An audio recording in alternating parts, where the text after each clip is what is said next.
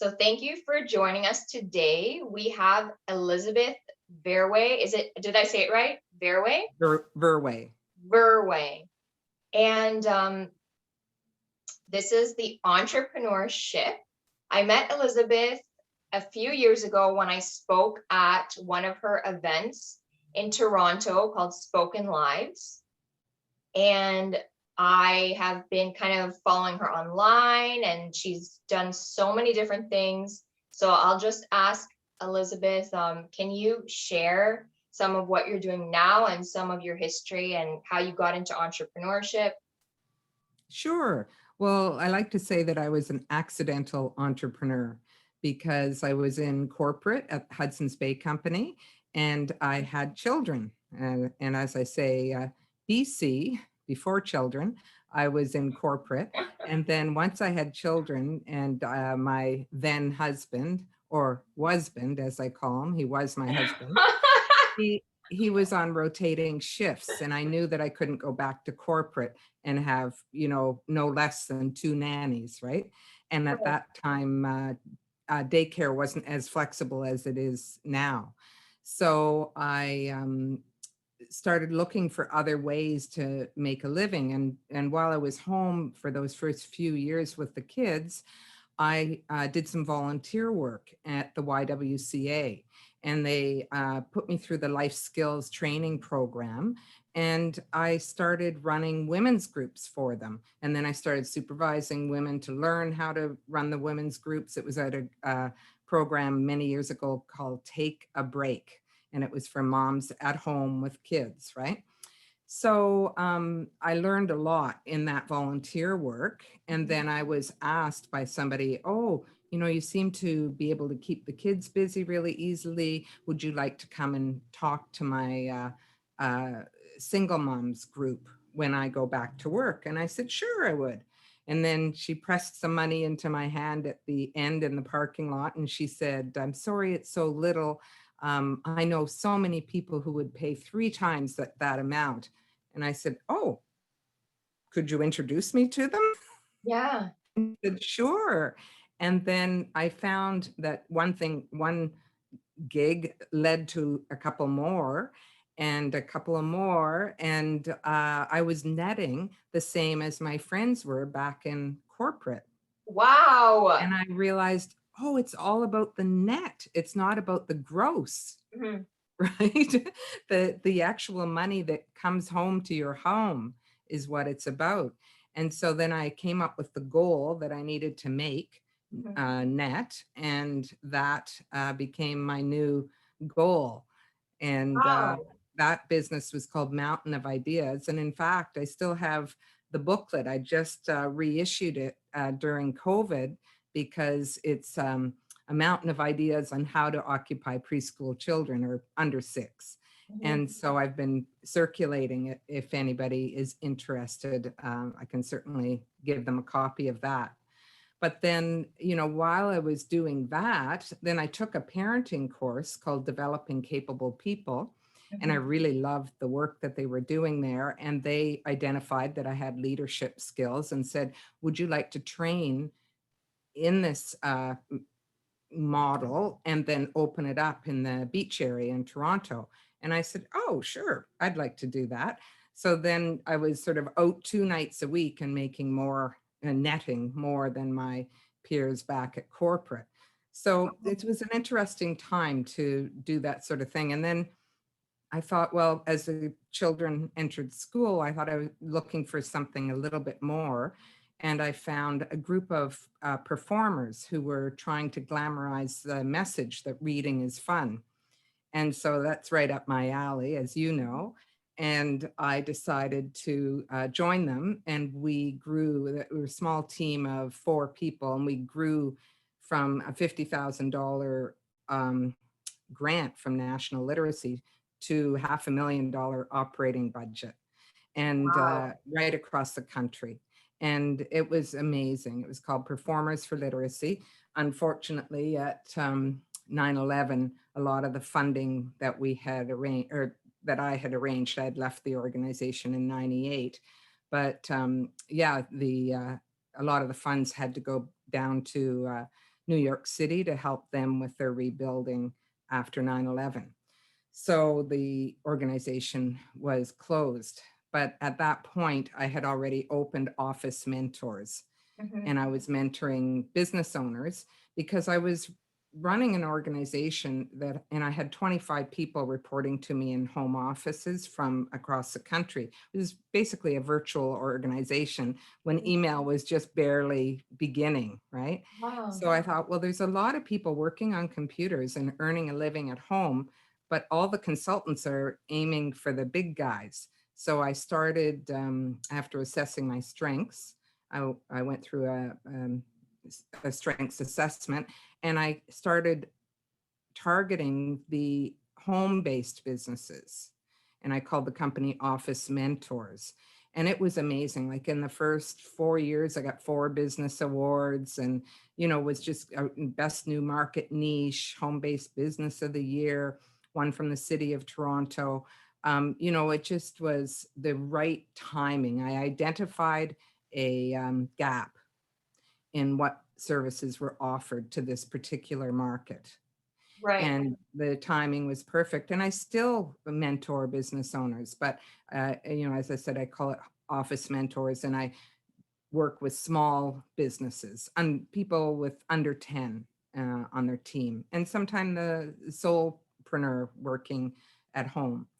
But that has made me a good living over 20 years now. I've helped over 1,200 businesses to grow. And yeah, it's been quite the journey. And then, of course, I'll tell you more as you ask questions. So when you started, like you mentioned that when you started doing your own things and it things started coming in kind of naturally, like the mommy groups and stuff. How long were you in that stage before you had that moment of, oh, I'm netting the same? Like how long did that take for you? uh, Gosh, that's a great question.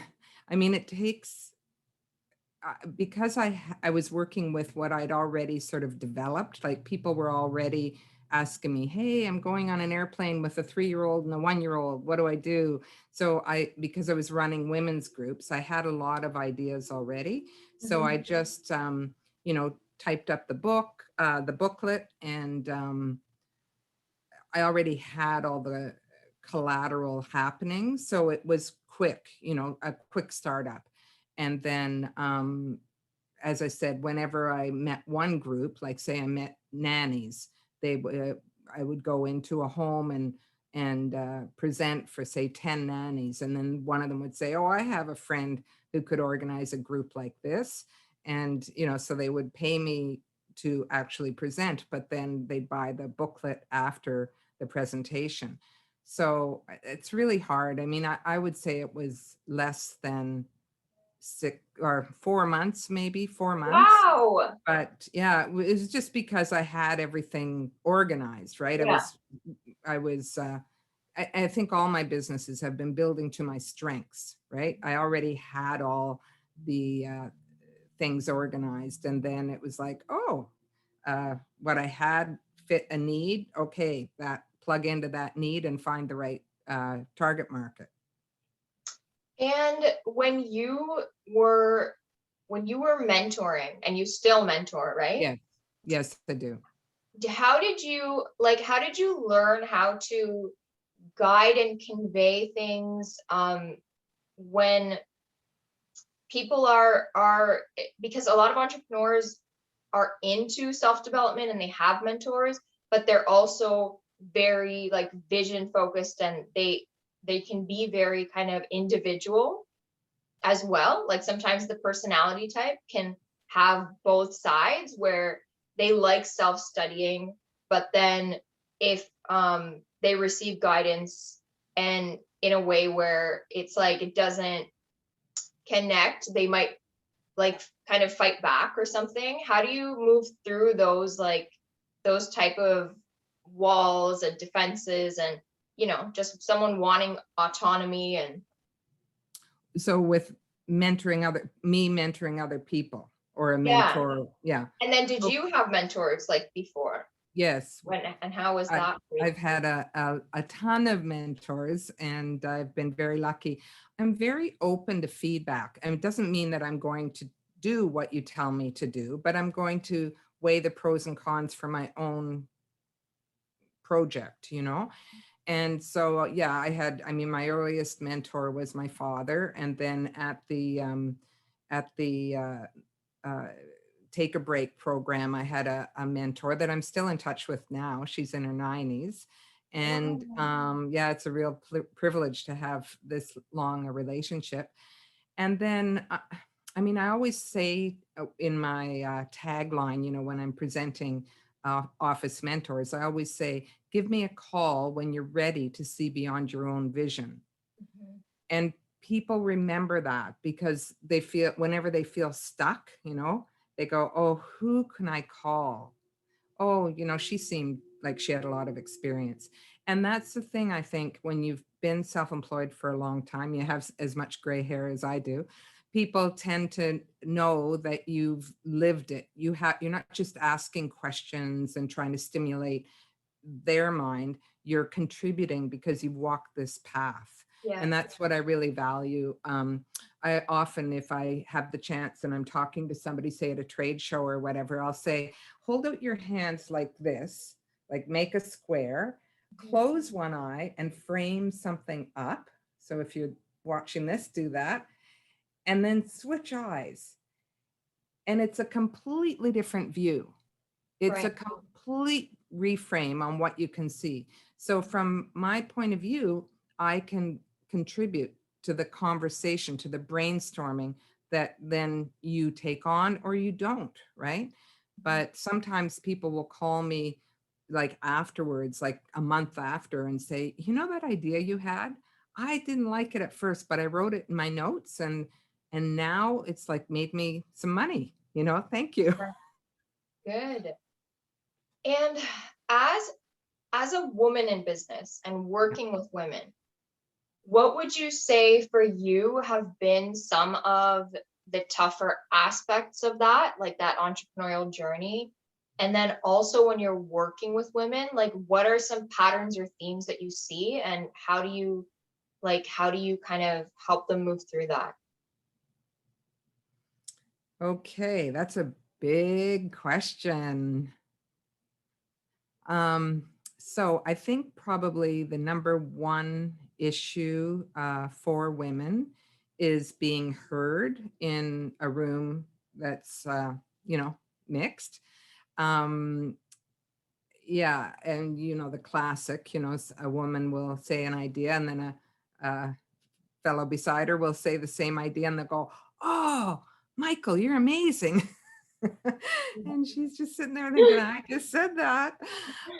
So that's number one. So sometimes you have to use your charm or your humor to be heard. And even, you know, in that scenario saying, hey, I just heard an echo. Like I said that and you said it right after. That's awesome.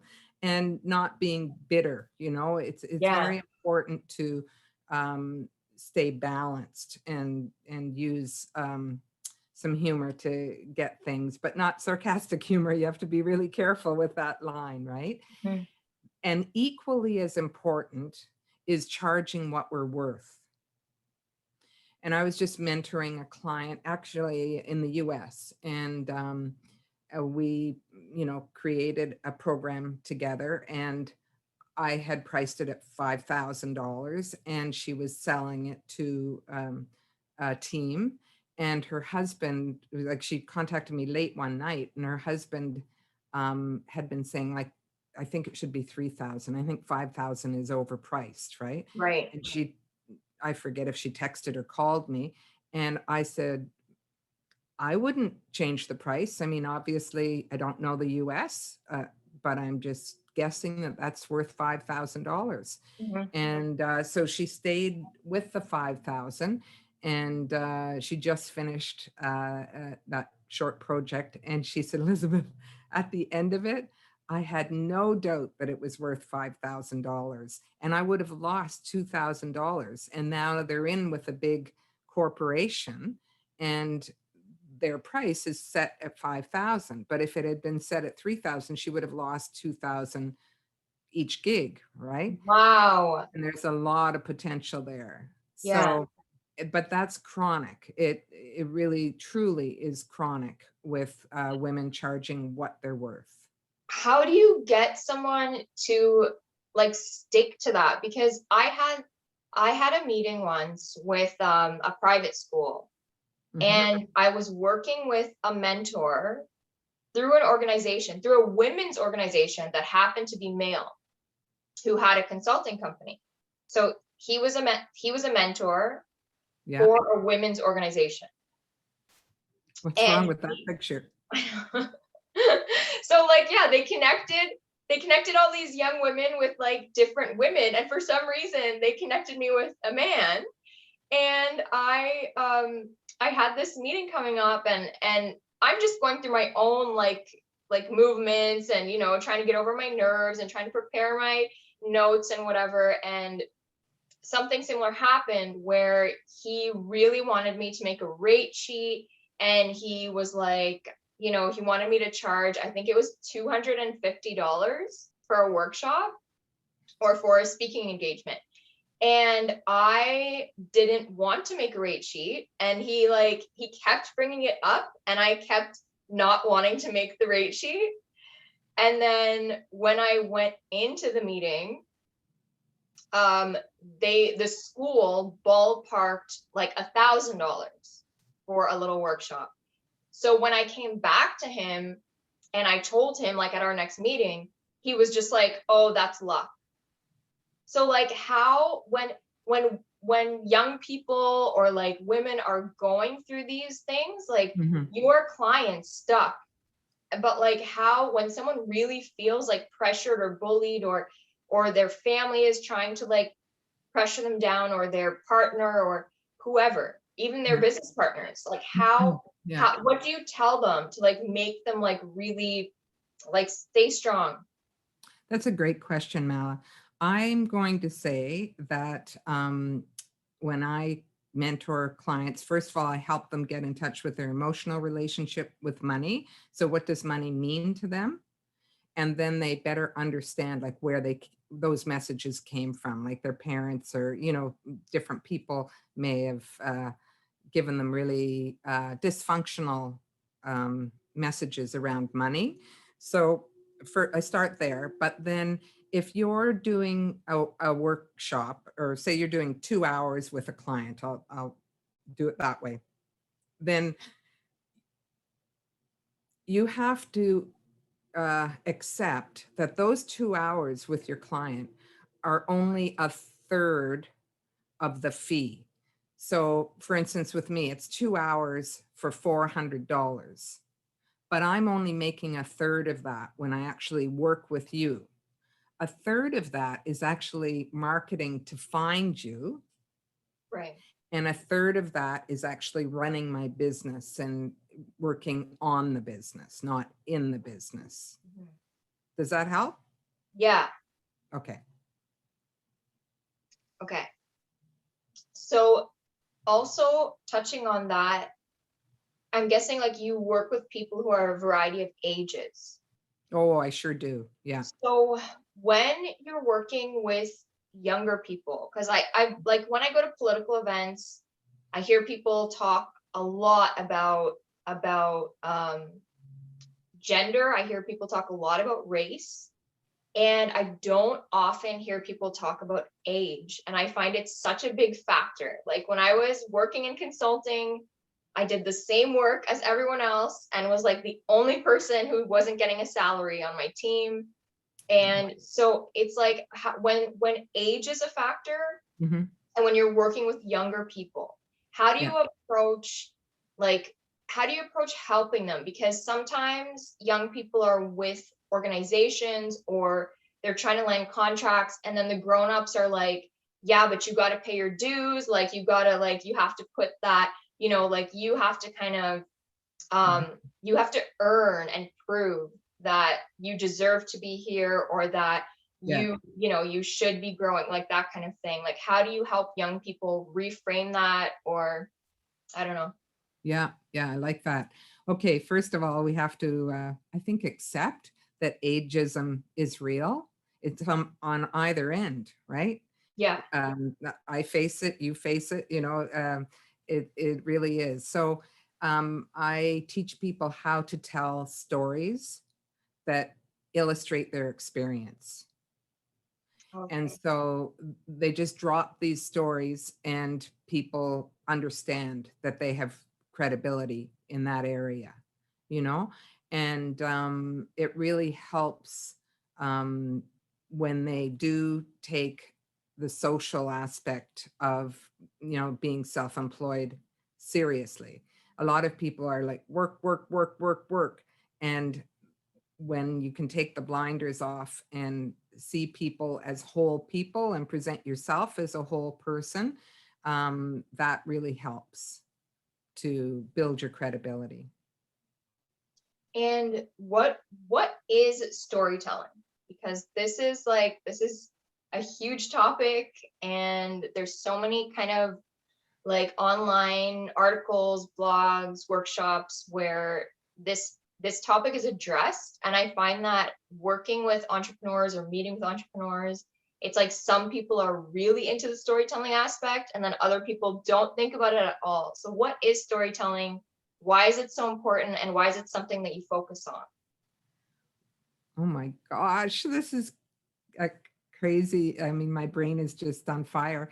So, okay, so storytelling is how cavemen told stories, right? Taught each other. Indigenous people, all the different cultures of our history have shared and learned from each other through stories.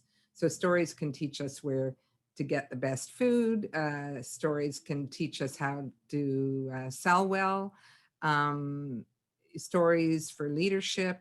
You know, we have to master storytelling and harness the power of the story in order to um, teach people, inspire people, touch people, right? Um, yeah, I just I was born in Nova Scotia and I've always known the power of stories. Nova Scotians are known for telling stories constantly. So, but it is really the gift of the gab, that will get you a lot. There's a lot of unsung heroes, right? They're brilliant. I know people who uh, facts and figures, they can slay me every time. But the reality is that not too many sales are made on facts and figures, it has to be enhanced by that layer of the story, why those So numbers are important. when we started off this Zoom meeting, you you gave backstory. You gave backstory about, like, you touched on being a mother, you touched on like that process of transitioning from corporate into entrepreneurship. When you're grappling with all these things, like when you were developing your story and studying like your life for um this process, how did you move through the challenge of opening up like publicly and getting comfortable with sharing personal things and like the nerves that go along with it, or the fear of judgment or the fear of rejection? How do you move through those things when you're preparing?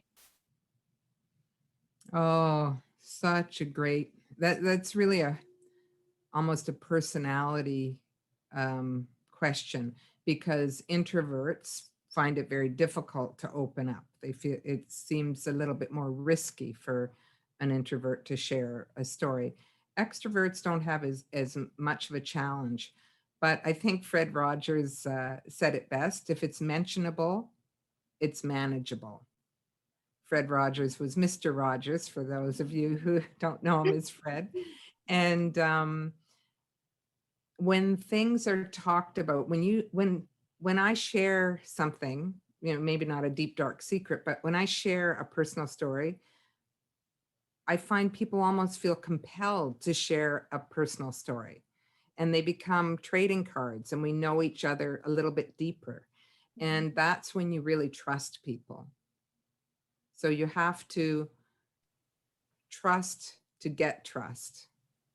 You have to trust somebody with your story, just little bits here and there, and then they trade back some stories. And then before you know it, you're talking, you know, I don't know, about your kids or your dog or your, you're just talking about deeper uh, things and the business side. And certainly I've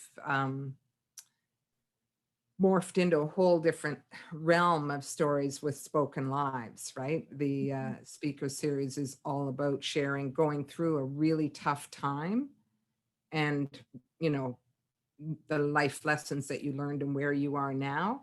And I just find that some women, it's the first time they've shared the story, and we process stuff, when we're in the personal realm, we process our lives by telling stories, sharing difficult times.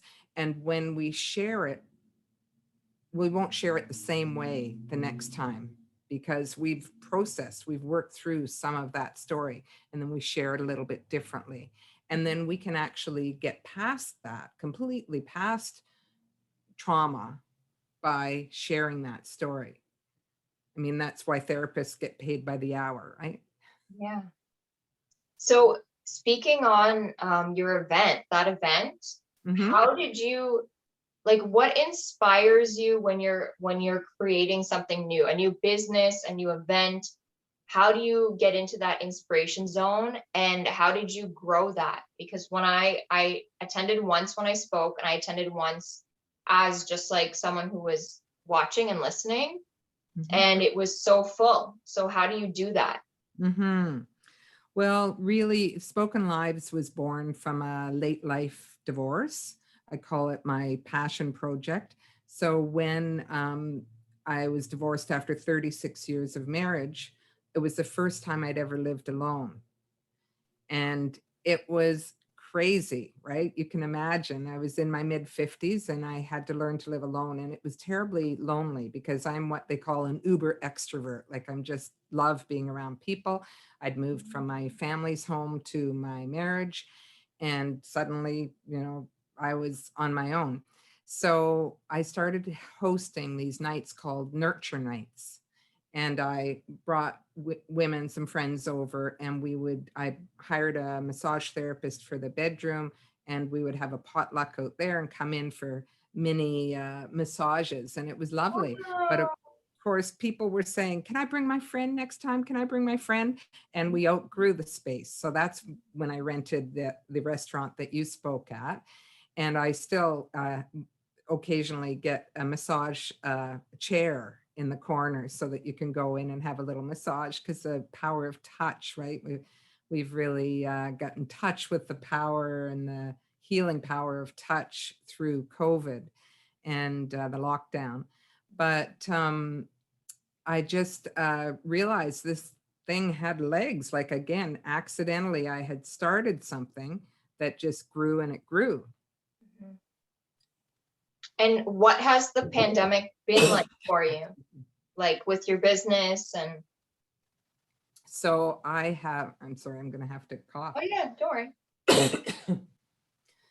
So with the pandemic, it was kind of unfortunate because I had other licensees. Like, I had a Spanish version of Spoken Lives. I had a Toronto West location. There was one out in Kingston, but nobody wanted to go online. And I had already sold 40 tickets because we used to sell out 2 weeks in advance for our event. And I had already sold most of the tickets 2 weeks before, or it wasn't even 2 weeks, it was about 10 days before the lockdown happened. And so I was just like, oh my gosh, I don't want to give all this money back. So I'm going online, and just offered people an extra ticket because they were paying for their meal and for the ticket.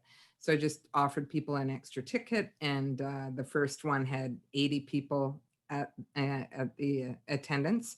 And then, Wow. yeah, in response to the lockdown, I went every month, where normally I just have at my location 4 events a year. But I went every month because we were in lockdown, and I thought, oh, it'll only be a couple of months, right?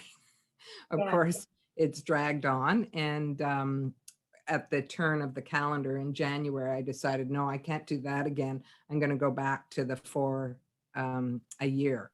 So I do 4 a year, but once a month we get together for what I call tea time. It's I'm a big tea granny, and so it's just a chat every in a meeting format, where the events I run as a webinar. So you're watching the 5 speakers and myself and a sponsor, but you're not on camera, so it's a webinar.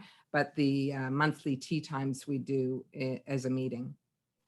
Oh, wow. Yeah. And like, what does your typical day look like? Like before the pandemic, during the pandemic, as an Mhm. entrepreneur, like what, Wow. just walk us through a regular day, if you can. Oh, there is no regular day, first of all. Right. I'll say that every day is special.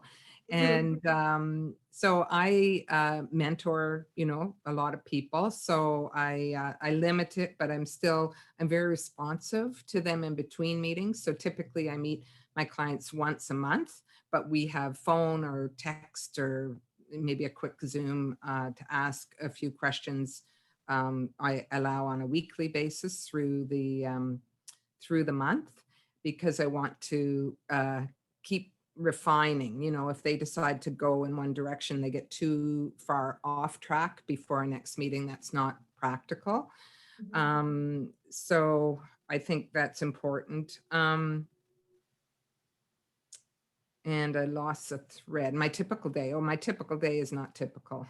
So I have a lot of habits. Like I wake up and I journal, and then I read, and it's different. I aim for an hour of reading, but half an hour some mornings. And then, I do a whole morning, personal morning thing. And then I usually get to work about 8:30 to my desk. And every day, as I said, is completely different. Um, it's just too different to talk about. But I have a tip, actually. I just gave this to an entrepreneur. We were talking about reopening, because Toronto is about to reopen. And I was telling them that when they're doing deliveries, that they need to divide Toronto, that's where I live and they live, into east and west. So Yonge Street is a very convenient divider. And to do Monday, Wednesday, Friday in the area that they want, the east or the west, and the Right. Tuesday, Thursday in the other area. And so if somebody's trying to make an appointment, they live in the West End, make it on a day that is a West End day. And they'll Oh, save hours every week, right. running around the city any which way, right? Just responding to the client. You have to manage clients. That's the thing I've learned over the years, is you really have to manage clients. And yeah, and you manage clients' expectations, you manage clients, when you're going to give them time, that sort of thing. But of course, we want to be responsive. But it's really helpful if you think of that and you're not too eager, or else you'll just be working around the clock. Actually, my second book, my first book, I just wanted to mention it because it's called The Mentor's Circle. Well, that's And so nice. it's all about a peer mentoring model that I developed in the year 2000. And I tested it for 4 years. And then I took 2 years to write the book. That was probably one of my most challenging things, was to let go of that book, let it go out into the world. Kind of a Right. humorous story, if we have time, is that I was editing it to death, like just doing little, it had to be perfect, right? Yeah. And at the same time, I was having a dream. And it was that I was walking down the street, and my husband of the time said, put something on. I was naked. My husband said, put something on. And I said, it doesn't matter. They can see right through me. And I would wake up thinking, what the heck is that about? Finally, through journaling in the morning and reflection, I realized I'm afraid to let this book go because they can see right through Wow. me. And so I thought, how am I going to get past this? So And that's it was a when you, repetitive dream, like it came yeah, up more. oh yeah, yeah. I Wow. couldn't figure it out. What is going on here? And I'm editing in the day and I'm dreaming in the night. And then I realized, and then I thought, okay, so how can I get past this? So I booked a photographer. We went out to the clothing optional beach in Toronto and I did a naked photo shoot. And it was so much fun. And it totally Wow. freed me. I never had the dream again. And I was able to let go of what I call my elephant child because it took 2 years from gestation to delivery. Wow. So, and in that book, I have an exercise that I call 100 mentors. So there's a form and you could make it at home and you just think about all the people that whose opinion you value and all the people that you want to reach out to. And you just list them. And even if you meet somebody at a party and you have an interesting conversation, you can say, when you get the card or you can ask for their phone number and say, I'd like to add you to my 100 mentor list. Would that be okay? And I mean, people say yes all the time, right? Me, a mentor? I don't think so. No, just could I add you to the list? Mhm. And then it takes the pressure off if they know they're part of a team of 100 mentors. And then when you have a challenge and you look through the list, you'll see someone who's almost a fit or a perfect fit, but almost a fit is good enough. And you call them and you say, hey, I have this challenge. Do you know somebody I could speak with? Mhm. And they're like, oh yeah, my buddy. And so it's a great way to problem solve with, you know, your own resources. Right. Yeah, I want to share one story actually. When this book was first drafted, I went to Toronto Library and I looked in the business section and I noticed this one name. There were several books written by this one man, and I decided to reach out. He's Canadian. I reached out. His name's Larry Easto, and I can still remember when I phoned him, my hands were sweating. And I'm like, hi, Larry, I've written a book. I notice you have a lot of business books. I've just got this idea that I've just finished drafting the book and I'd like to get together. Can I take you out for coffee? And he said, sure. So we met for coffee and I picked his brain. He said, oh, Elizabeth, it's an amazing book idea. And Wow. I love to look at it for you. And so he did, and he ripped it apart. And, I was like, oh, this is horrible. This is worse. And he's like, no, it's still a good book, but you just have to do this, this, this. He had such constructive feedback. And after I, calmed down a little, I took all the notes because I just took notes. And I took all those notes and I made the book even better. Right. So how did you not feel like how did you not get offended or like how did you? I mean, let's face it. Yeah. Um, but I just wrote everything down. I guess my default is just to gather the information Mhm. and then look at it when I know I'm not being triggered or, Yeah. ah. So yeah, so I just wrote copious notes, thanked him for his feedback, and, probably went home and cried. I can't remember. Yeah. And then, yeah, and then the book is much, much, much better for it, for that. And also, like, his comments were more general, and this was actually interesting. He said, you say a lot of, you could do this or that. You could do this or that. I'm reading a book because I want an expert. So you have to say, you do this. And I thought, whoa, that's a man Oh. versus woman, right? A feminine, masculine. So I just became in the book more, definitive about Yeah. my guidance. And then reason I brought that up was one morning I woke up and this is managing clients' expectations. One morning I woke up and I just said out loud, my business ate my life. And I'm Oh, going to write a recovery plan. is this on your Twitter? I think I saw it on your, is this on your No, Twitter? I'm actually not on, I mean, I'm there on Twitter, but I'm not on. It might be there. I don't know. 'Cause I but love that. My and business ate my life. yeah.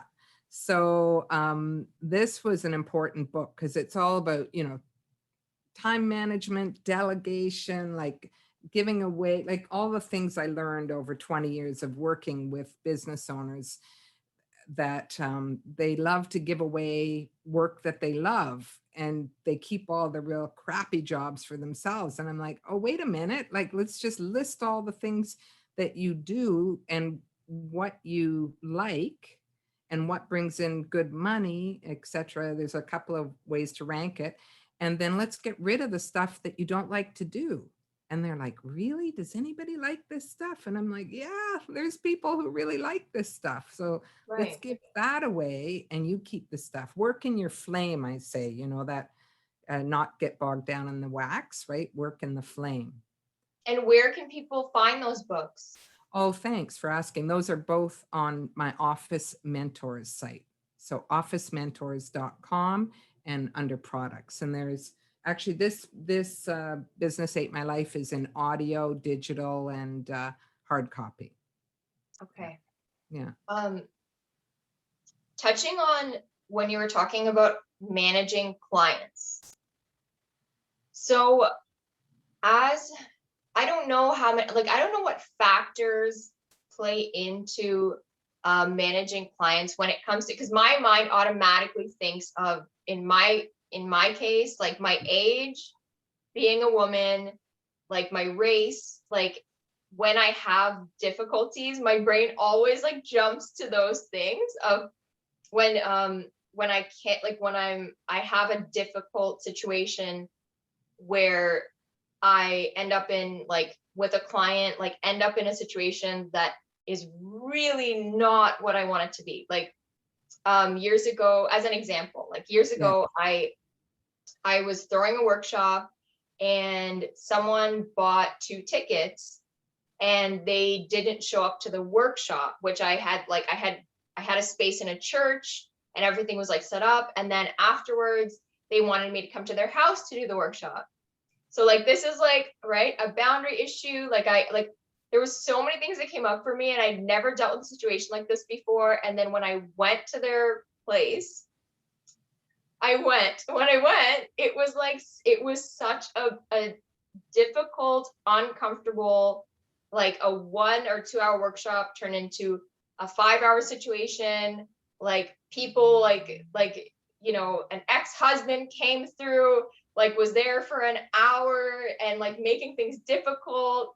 Like they had a very violent animal that was in the house that I was like really scared of, that was like trying to mark its territory, peeing on the floor and like growling at me. Like it was just one of those situations where I was like, okay, I get it, universe. I'm never like kind of bending again when something doesn't, like when I plan something and it doesn't go through like that. But then I didn't know how to deal with the actual issue. Like when it comes to client management, like I had never thought of it before. I was just like, oh, I'm like, trying to build my business. And so when you're dealing with stuff like that, where I just felt like, because I'm a woman, I'm young, like I just felt like they kind of wanted to like roll over me kind of thing and just not take my time seriously.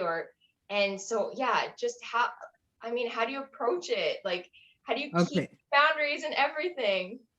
Well, okay. So managing any relationship is like a dance, right? When you're slow dancing with somebody and you're responding to their lead.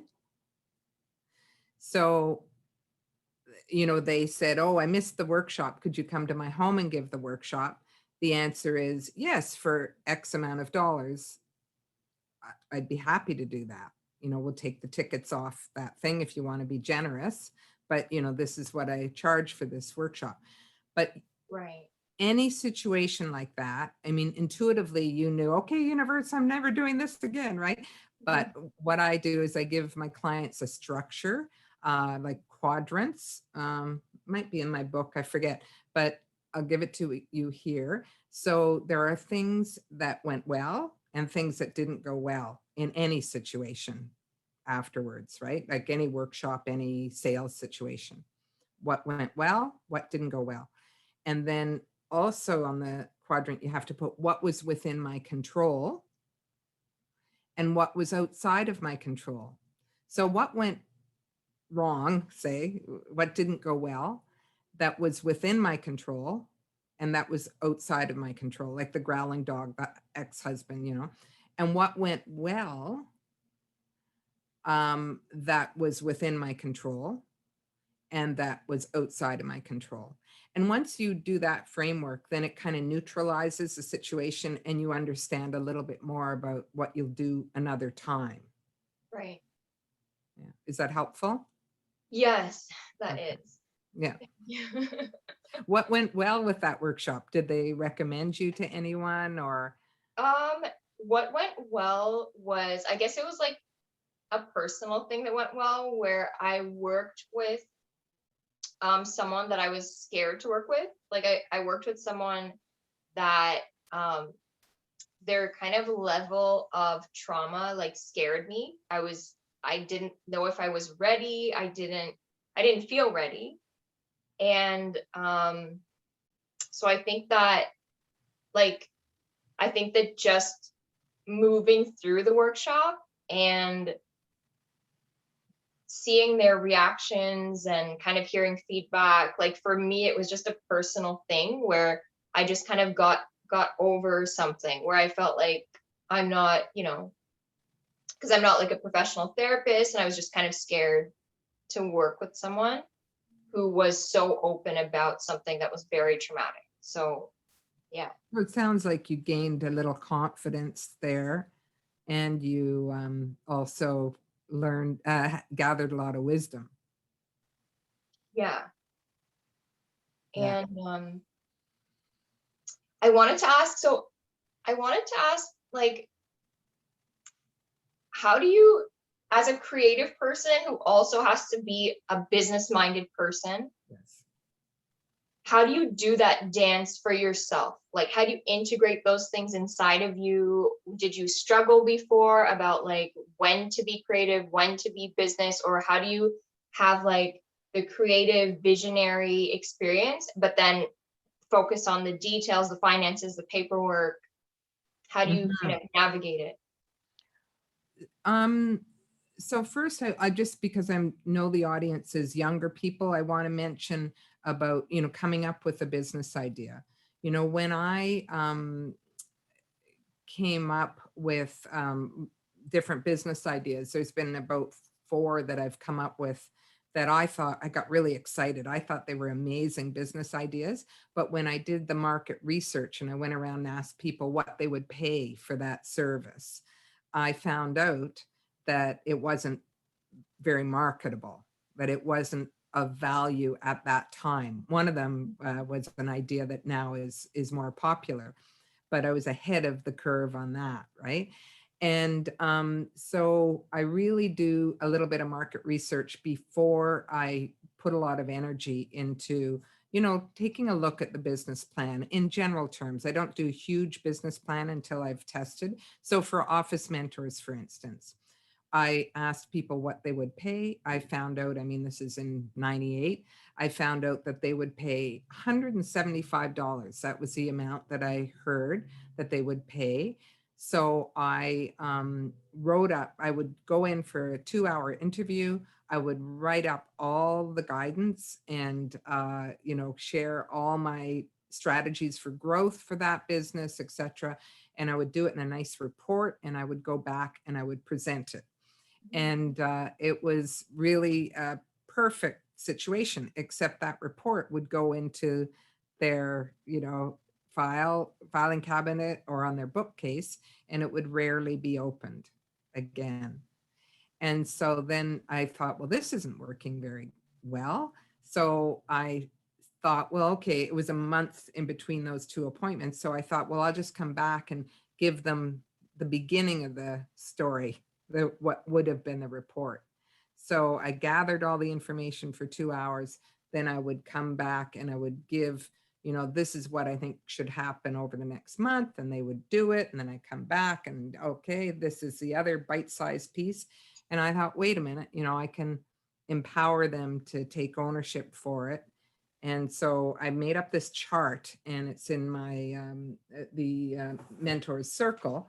But essentially, it's a chart, and it has your specific goal, and then it has 6 squares that you break that goal down into manageable steps. And so people have planned huge projects. Like, I know one newspaper, and he plans every month out on this simple chart with a specific goal and breaking it down. And any project really, when I did the Silver Lining Summit for Spoken Lives, we just had, under each category, we had one of these charts that we redid every month in a group meeting, and everybody took away their goals and their specific tasks. So anything can be possible if you just take your specific goal and break it down, into what you're aiming for. And I like to really call in a support group, right? So I have my own mentors circle group, but I also will just tell people, hey, I'm working on this new project. Can you ask me about it? Please ask me about it. And people say, oh, okay. And maybe if I ask 10 people to ask, 2 people will actually ask. But I like to be all ready in case somebody asks, I've got the Yeah. next step done. And I've planned a 9-week trip that way. I took a big backpacking trip after about 4 years ago now, and I was just in this group, and it was like, what's a big, hairy, audacious goal you want to do? And I said, I want to take a round the world trip, and I didn't go around the world, but I made a list of all the countries I wanted to visit, and I did 9 weeks with a backpack at, I don't know, I was almost sick. Well, I was actually over 60. And, it's pretty cool to just take a goal and break it down and make it happen, right? How do you deal with, so like when I was heading into a meeting once, I was so excited about it. It was a larger company than I'd ever done any kind of consulting for or workshops for.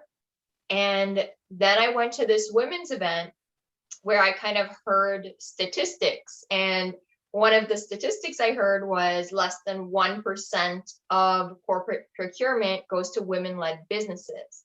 Mhm. So when you kind of hear about these stats, or there's some kind of information or data or person or whatever that is like, it makes you feel more nervous and anxious, like going into a meeting or aiming for a certain industry or market.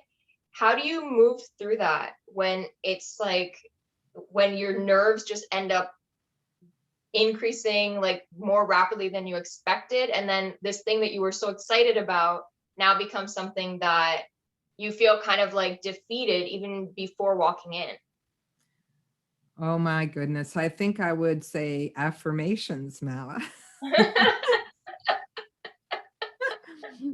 That's a private joke.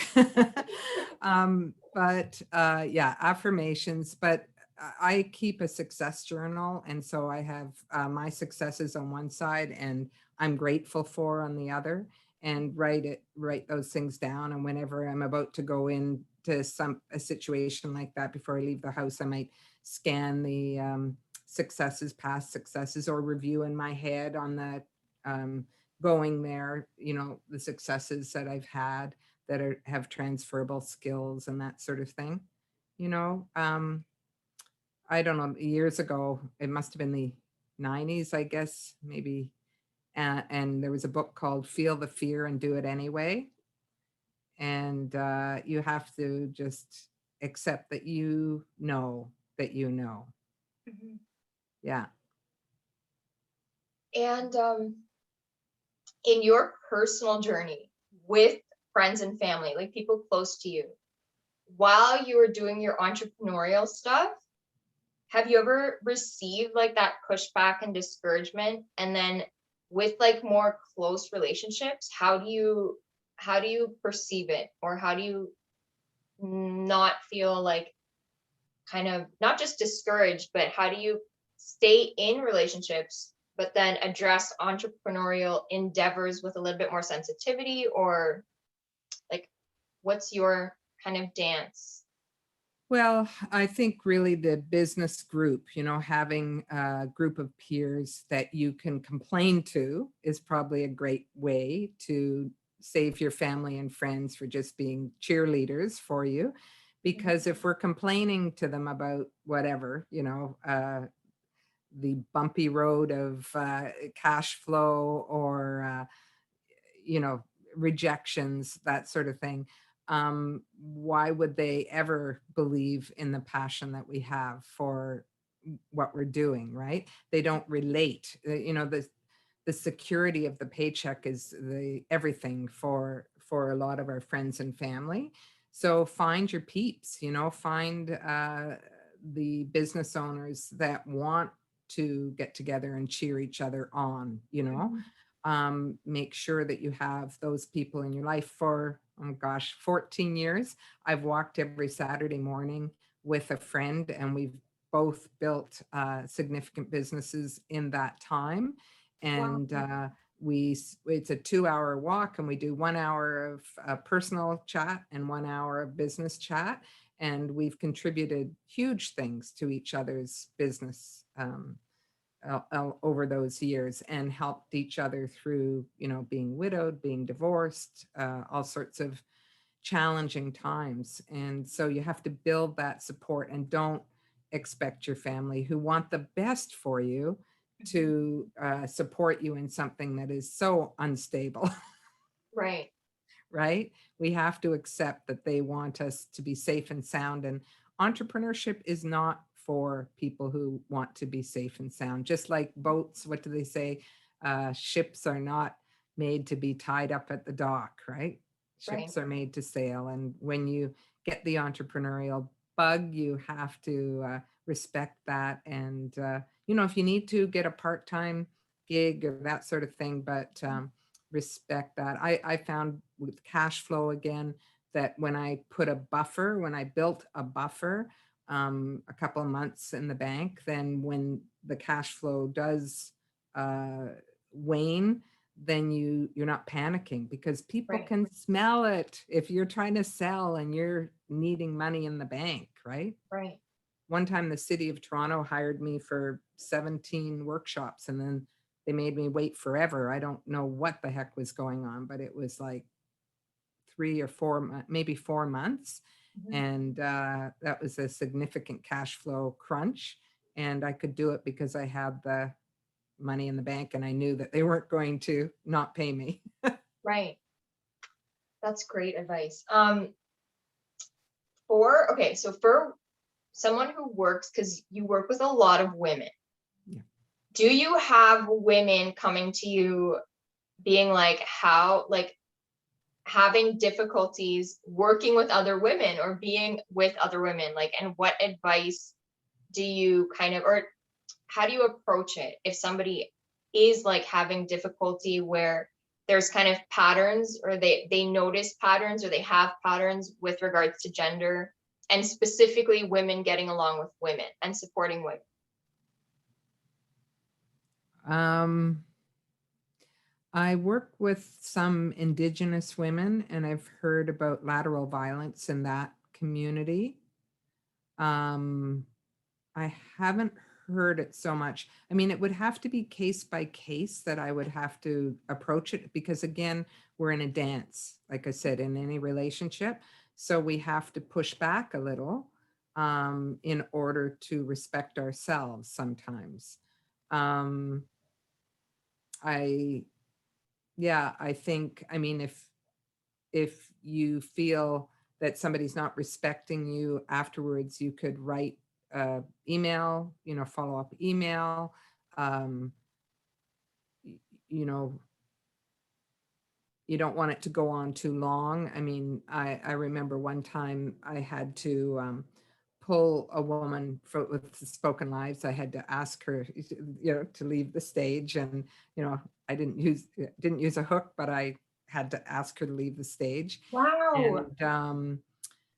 And so she sent me an email like afterwards, and people after the event emailed me and said, "Oh, thank you so much for pulling her." And then I got an email from her saying, that was inappropriate, and and we went back and forth like 3 times. I said, "Well, I'm very sorry that you felt it was inappropriate. It's necessary. These are the reasons why." And then she came back and said, like, "You're projecting," and and I mean, it was kind of going downhill fast. So Mhm. about the third email, I responded and I said, "And this will be my last response." Right. And she couldn't help herself, but send me a big email after. But I thought, yeah, say what you mean what you say. I told her it was my last response. I gave her 3 thoughtful, I'd spent time crafting the email, passing it by someone to make sure that I didn't sound offensive. I want to have healthy communication with people. Mhm. And because it's the only time that's happened in 6 years of Spoken Lives, I'm relatively certain that it was a good call. But I'll bet that, she has that situation arising repeatedly in her life. And so if you have a situation arising repeatedly, you need to take another look at it. And it's a, Yeah. good thing to work with someone else and to try to identify, where the fractures are, where things aren't lining up. Mhm. Yeah. Okay. And so what do you have, like, what's next for you? What do you have coming up? Oh, I'm just like jumping out of bed in the morning. It's all I can do. I'm so excited. I'm writing an online course Mhm. for people who are building community. So, you know how Spoken Lives is a community.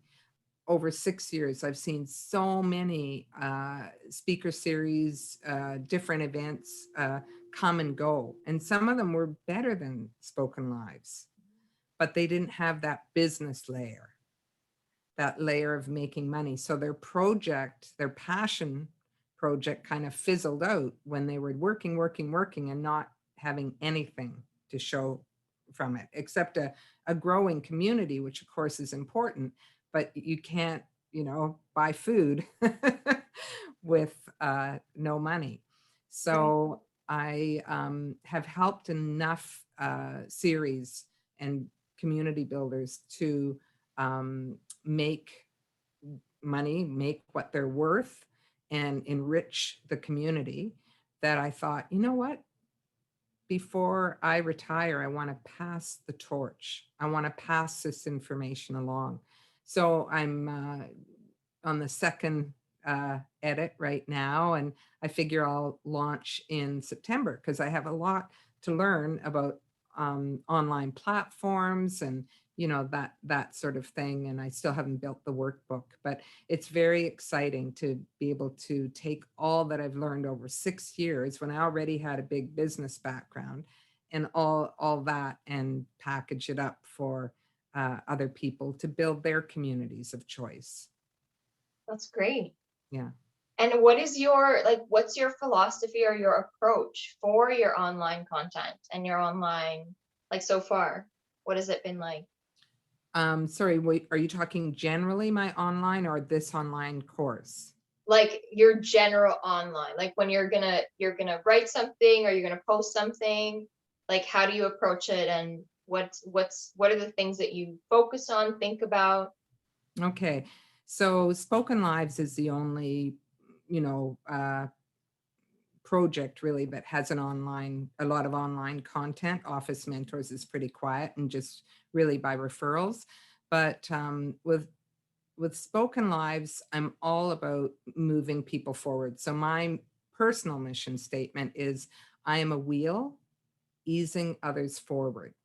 So everything I contribute, everything I put online is all about um, giving people insights, taking them from A to B, even like the stories that we choose for Spoken Lives. It's like, oh, I know 10 people who are dealing with that, and they could really help by learning what you learned, the life lessons that you learned having living with cancer, or the life lessons you've learned by climbing Mount Everest, or, that sort of thing. So it's all about, I've never thought of a philosophy. That's so interesting.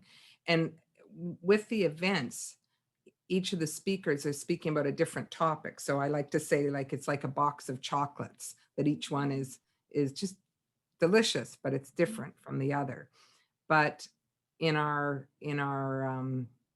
social media, we've started looking at themes. So this month it was around mental health. So my newsletter and my Instagram and Facebook all sort of touched on mental health this month. Next month, believe it or not, in June is iced tea month. Oh, nice. And so I thought, okay, so, I've been talking to a tea company, and they're probably going to sponsor and that sort of thing. And so, but talking a lot about the things I love and things that have moved me forward and helped my clients. And yeah, it's all about gathering information, right, to take the next step. And where can everyone find you online? Yeah, so spokenlives.com and officementors.com. And what would you say is something that you wish, after all of your experience and after all of your research and success, what is something that you wish people asked you more often? Oh, wow.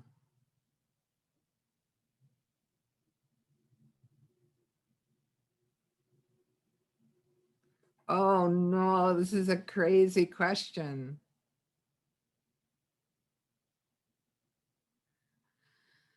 Ah, I guess, I guess I'd like people to ask what's most important in building a business, And what is or even a personal life. What's most important, I guess. what is most important? Yeah, for me, it's kindness. If I'm kind to everybody, all my clients, if I'm kind to all my sponsors, if I'm kind to, my mentors, they know I'm reliable, I'm kind, I'm trustworthy, and we buy from people we know, like, and trust. So, it's all about relationships, and relationships are built on kindness. Well, I have people in my life who are a lot smarter than me, but they're not always reliably kind to people, and they have had to pay the price. Right. Yeah. How, just like one last question, because now that was going to be my last question, but now I have another one. Now I'm in my 30s, but when I was in my 20s and like being part of the startup scene in Toronto and all of that, Yeah. there's so much energy with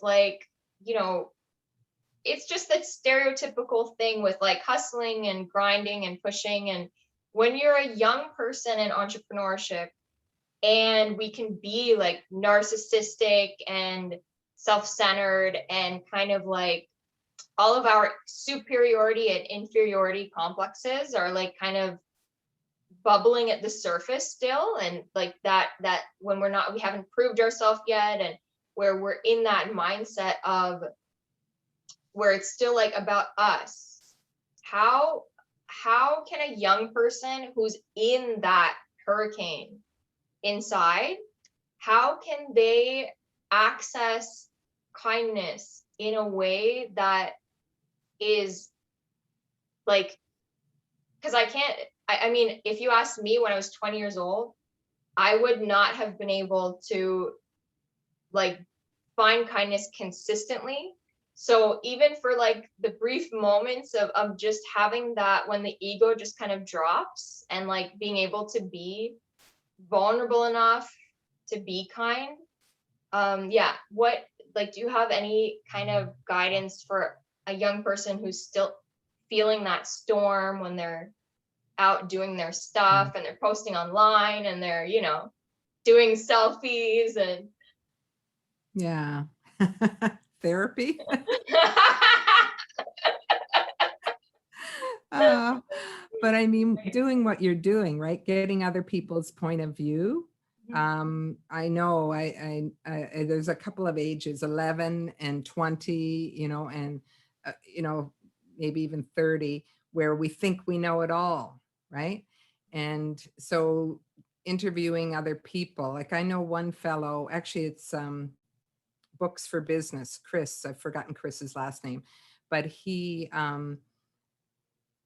was in between projects and decided he wanted to build something really big. And he decided to interview millionaires and get their point of view.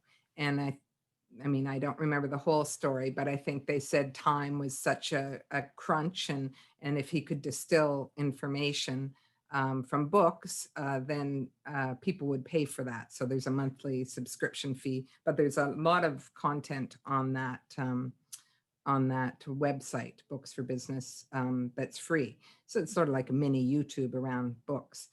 But so he learned so much talking to all these different millionaires. And then he learned so much talking to all these authors and interviewing the best of the best, or reading a book and writing the 10 best tips from the book, that sort of thing.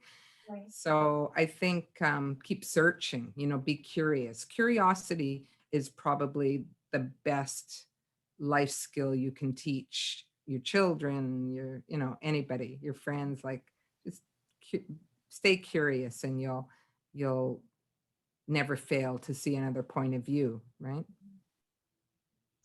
Well, thank you so much, Elizabeth, for joining us today on the